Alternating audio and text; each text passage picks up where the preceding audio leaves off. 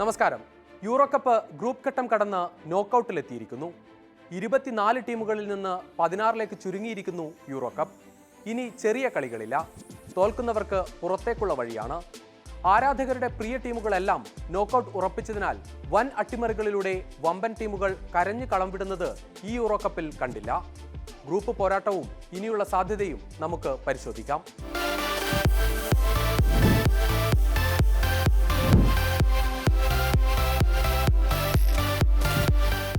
ആതിഥേയരായ ജർമ്മനിയും നിലവിലെ ചാമ്പ്യന്മാരായ ഇറ്റലിയും കരുത്തരായ സ്പെയിനും ഇംഗ്ലണ്ട്, ഫ്രാൻസ്, നെതർലൻഡ്സ്, ബെൽജിയം ടീമുകളും സാക്ഷാൽ ക്രിസ്ത്യാനോ റൊണാൾഡോയുടെ പോർച്ചുഗലുമെല്ലാം പ്രീ ക്വാർട്ടർ കളത്തിലുണ്ട്. ഇനി അങ്ങോട്ട് ആർക്കും കാര്യങ്ങൾ എളുപ്പമാകില്ല.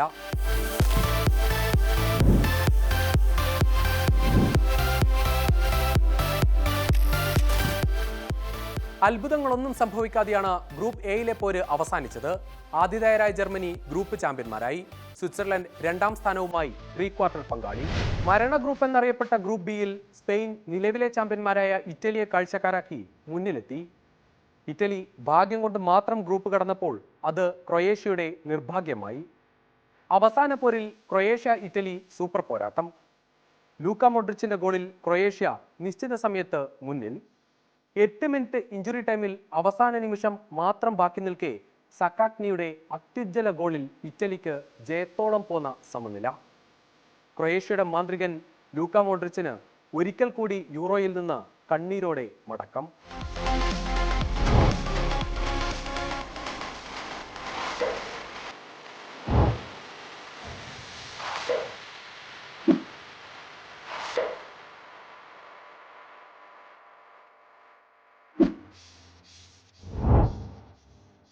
സമനില കൊണ്ട് അവസാന മത്സരം വരെ മുൾമുനയിൽ നിർത്തിയ ഗ്രൂപ്പ് സിയിൽ ഇംഗ്ലണ്ട് മുന്നിലെത്തിയത് വെറും 5 പോയിന്റുമായി.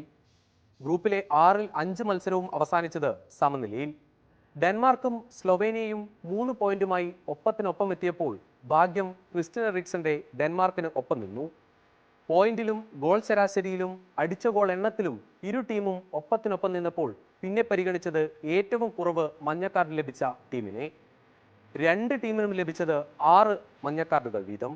ഒടുവിൽ സ്ലൊവേനിയയുടെ സഹപരിശീലകൻ നൊവാക്കോവിച്ചിന് ലഭിച്ച മഞ്ഞക്കാർഡ് കൂടി കണക്കാക്കി ഡെൻമാർക്കിന് 2ാം സ്ഥാനം നൽകി. മികച്ച 3ാം സ്ഥാനക്കാരുടെ ബർത്തിൽ സ്ലൊവേനിയയും പ്രീ ക്വാർട്ടറിലെത്തിയത് ടീമിന്റെ ഭാഗ്യം.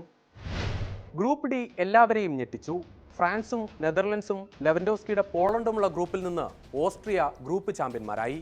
ഫ്രാൻസ് 2ാം സ്ഥാനക്കാരായി ഗ്രൂപ്പ് കടന്നപ്പോൾ നെതർലൻഡ്സ് മികച്ച 3ാം സ്ഥാനക്കാരുടെ ബർത്ത് ഉറപ്പിച്ചു. തുല്യശക്തികൾ പോരടിച്ച ഗ്രൂപ്പ് ഇ അവസാനിപ്പിച്ചതും ഒപ്പത്തിനൊപ്പം. ബെൽജിയവും റൊമാനിയയും സ്ലോവാക്യയും യുക്രൈനും വിട്ടുകൊടുക്കാതെ പോരാട്ടം തുടർന്നപ്പോൾ 4 ടീമുകൾക്കും 4 പോയിന്റ് വീതം. ഗോൾ ശരാശരിയിൽ ബെൽജിയത്തെ മറികടന്ന് റൊമാനിയയ്ക്ക് 1ാം സ്ഥാനം, ബെൽജിയം 2ാമത്. മികച്ച 3ാം സ്ഥാനക്കാരുടെ കൂട്ടത്തിലെത്തി സ്ലോവാക്യ. ഗോൾ ശരാശരിയിൽ 4ാം സ്ഥാനത്തേക്ക് പിന്തള്ളപ്പെട്ടപ്പോൾ യുക്രൈനിന്റെ യൂറോ സ്വപ്നം അവസാനിച്ചു.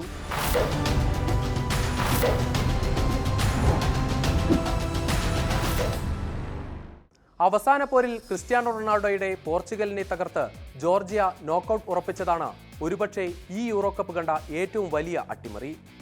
2 ജയവുമായി പോർച്ചുഗലിനൊപ്പം 6 പോയിന്റ് നേടിയെങ്കിലും ഗോൾ ശരാശരിയിൽ പോർച്ചുഗൽ 1ാം സ്ഥാനവും തുർക്കി 2ാം സ്ഥാനവുമായി നോക്കൌട്ടിലേക്ക്. ഒപ്പം തലയുയർത്തി ജോർജിയയും.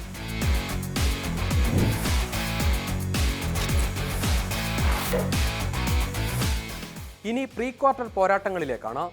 നിലവിലെ ചാമ്പ്യന്മാരായ ഇറ്റലി ശനിയാഴ്ച ഷാക്കയുടെയും ഷക്കീരിയുടെയും സ്വിസ് പടയെ നേരിടുന്നതോടെ നോക്കൌട്ട് പോരിന് തുടക്കമാകും. ആതിഥേയരായ ജർമ്മനിക്ക് ക്രിസ്റ്റ്യൻ എറിക്സണിന്റെ ഡെൻമാർക്കും ഇംഗ്ലണ്ടിന് സ്ലോവാക്യയുമാണ് എതിരാളികൾ. സ്പെയിൻ പോർച്ചുഗലിനെ അട്ടിമറിച്ച ജോർജിയയുമായി പ്രീ ക്വാർട്ടറിൽ ഏറ്റുമുട്ടും. നോക്കൌട്ടിലെ ഗ്ലാമർ പോരിൽ ഫ്രാൻസ് ബെൽജിയത്തെ നേരിടും. പോർച്ചുഗൽ സ്ലൊവേനിയയും റൊമാനിയ നെതർലൻഡ്സിനെയും ഓസ്ട്രിയ തുർക്കിയെയും നേരിടുന്നതോടെ പ്രീ ക്വാർട്ടർ പോരാട്ടങ്ങൾ അവസാനിക്കും. കഴിഞ്ഞ യൂറോ കപ്പിന്റെ ഫൈനലിൽ പെനാൽറ്റി ഷൂട്ടൌട്ടിൽ സ്വപ്നം പൊലിഞ്ഞ ഇംഗ്ലണ്ടിന് ഇത്തവണയും ഒരു ഇറ്റാലിയൻ വെല്ലുവിളി കാത്തിരിക്കുന്നുണ്ട്. പ്രീ ക്വാർട്ടറിൽ ഇറ്റലിയും ഇംഗ്ലണ്ടും ജയിച്ചാൽ ക്വാർട്ടറിൽ കഴിഞ്ഞ യൂറോയിലെ ഫൈനലിസ്റ്റുകൾ തമ്മിലാകും പോരാട്ടം. ക്രിസ്ത്യാനോ റൊണാൾഡോയ്ക്കായി ഒരു കിരീടം കൂടി സ്വപ്നം കാണുന്ന പോർച്ചുഗൽ ആരാധകർക്ക് പ്രീ ക്വാർട്ടറിൽ സ്ലൊവേനിയ എതിരാളികളായത് ആശ്വാസമാണ്. എന്നാൽ ക്വാർട്ടറിൽ ഫ്രാൻസോ ബെൽജിയമോ ആയിരിക്കും എതിരാളികൾ. കരുത്തർ മുന്നേറിയാൽ സ്പെയിൻ ജർമ്മനി പോരാട്ടവും ക്വാർട്ടറിൽ നമുക്ക് പ്രതീക്ഷിക്കാം. ഇത് ഫുട്ബോളാണ്. ഗ്രൂപ്പ് ഘട്ടത്തിൽ അട്ടിമറികൾ കാര്യമായി ഉണ്ടായില്ലെങ്കിലും പ്രീ ക്വാർട്ടറിൽ അത് തീർച്ചയായും പ്രതീക്ഷിക്കാം. കറുത്ത കുതിരകളെയും കാത്തിരിക്കുന്നുണ്ട് ഫുട്ബോൾ പ്രേമികൾ.